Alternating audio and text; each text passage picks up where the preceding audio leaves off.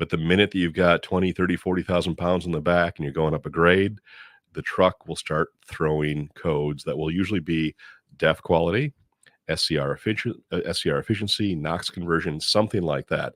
And the problem with that is you get the DEF quality code. Really, the only option you have is to replace your one box.